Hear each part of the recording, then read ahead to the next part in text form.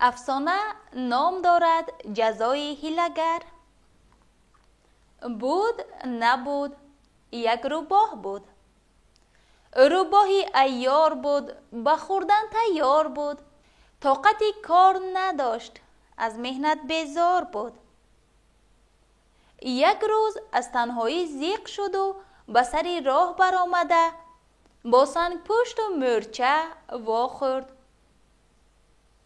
هر سه در باب دوستی صحبت کنان سوی جنگل روان شدند. وقتی از خیرمنجا گذشتند یک مقدار گندم یافتند که کنار راه ریخته بود. عجب گندمی سره بوده است، گفت مورچه یک دانه اش را گرفته. کلان کلان پر مغز، اگر همه این را به خانه ام برم تمام زمستان مزه کرده میخورم. ای مورچه، تو شرط دوستی را ویران کردی کو؟ گفت روباه. ما دوست شده ایم، دوستان هر چی یابند برابر تقسیم میکنند. این گپ درست، تصدیق کرد سنگ پشت. لیکن این گندم کم است. سخنش را دوام داد روباه. کرای تقسیم نه، بهتر که یگان زمین نغز یافته این را کاریم و بعد حاصلش را تقسیم کنیم. مورچه و سنگ پشت راضی شدند. گندم را غون داشته گرفتند و زمین کابی رفتند. رفتند که روباه همواره کنار یک تپه راست و بلند را نشان داده گفت: نه، زمین نغز و تازه و ملایم، همینجا میکاریم. روباه و سنگ پشت و مورچه گندم را یک سو ماندند و به شدگار زمین سر کردند. کمتر کار کرده بودند که روباه به تپه نگاه کرده گفت: این تپه به نظرم به بالای زمین ما می افتادگی بر این می نماید. اگر غلطد تمام زحمتمان بر باد می رود. شما شدگار کردن گیرید، من رفته تپه را داشته می ایستم. روباه با مورچه و سنگ پشت فرصت دهان کشادن نداده تازان به بالای تپه برآمد و به حضور خواب رفت. این دوستمان ما را فریب می دهد، گفت سنگ پشت عرق پیشانیش را پاک کرده. غم نخور، اگر فریب دهد جزایش را می دهیم. او را آرام کرد مورچه. مورچه و سنگ پشت شدگار را تمام کرده دان پاشیدند و در ترددی دمگیری شدند. نغز مهنت کردیم، گفت سنگ پشت. مهنت کردیم، راحتش را میبینیم، گفت مورچه. من هم از شما کمتر مهنت نکردم، گفت روباه و از تپه فرآمده آمد. خیریت رفته بودم، تپه چپه شده ایستاده بوده است. اگر چاره اش را نمی دیدم چپه می شد و همه امان در تگش می ماندیم. کسی یافت نمی شد که به حال زاری ما گریه کند. چونان زور زدم که رگ پایم درد می کند. چند وقت گذشت. از تگی زمین نرم گندم نیش زده برآمد. میسه شد. بعد میسه های گندم قد بالا کردند، خوشه برآوردند، خوشه ها دان بسته پختند.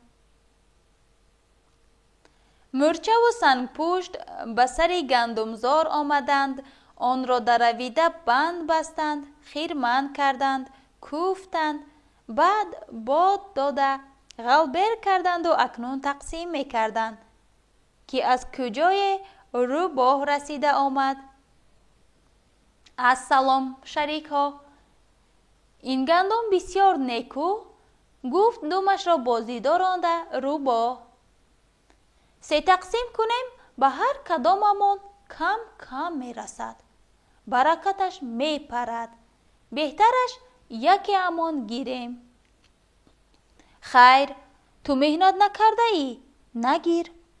گفت سنگ پشت. برای من و مورچه همین قدرش هم دولتی کلان. نه سنگ پشت، تو عهد دوستی را ویران نکن. اعتراض کرد روباه. بیایید شرط میبندیم. هر کی برد گندم از آن او. چی خیل شرط؟ پرسید مورچه. هر سیمون به تگی ها انا درختی صده می رویم و از همان جا دویده می آییم. کسی که پیش آید گندم را همان کس می گیرد. سنگ پشت راضی نشد. تو می دانی که از ما پیشتر می آیی. این شرطت نمی شود. مورچه سنگ پشت را طرفداری نکرده گفت حالا کی پیشتر می آید؟ معلوم نه. شرط روباه را قبول می کنیم.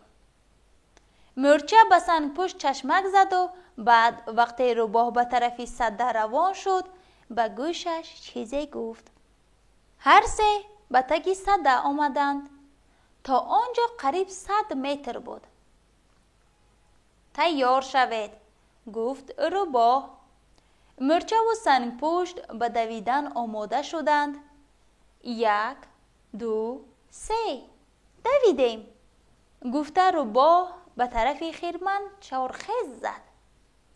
مورچه دم نزده به دم روباه محکم چسبید. روباه در یک لحظه به خرمن رسید. انا گندم حق حلال من شد. گفته دومش را برای گندم گذاشت و قاه قاه خندید. های روباه، خنده را بس کن و دومت بردار. گفت مورچه از بالای دم روباه برای گندم فرامده. تو این گندم حق حلال من گفتی؟ از تو پیشتر من آمده رسیدم و این گندم از آن تو می شده است. روباه حیران شده پرسید چی خیل تو از من پیشتر آمدی؟ برابری تو تاخته آمدم. جواب داد مورچه. باور نمی کنم. گفته روباه جنجال برداشت. به بالای جنجال سنگ پشت رسیده آمد و گفت های روباه، جان شیرین یا گندم؟ این باز چی گپی نو؟ پرسید روباه در قهر شده. آواز سگ را می شنوی؟ پرسید سنگ پشت. 2 سگ تازه تو را کافته به این طرف می آیند. روباه از سگ سخت می ترسید. گپی سنگ پشت را راست گمان کرده به پشتش نگاه نکرده راهی گریز را پیش گرفت. مورچه و سنگ پشت به حال او خوب خندیده گفتند جزای هیلگر همین. بعد گندم را برابر تقسیم کرده به خانه هایشان بردند و تمام زمستان مزه کرده خوردند.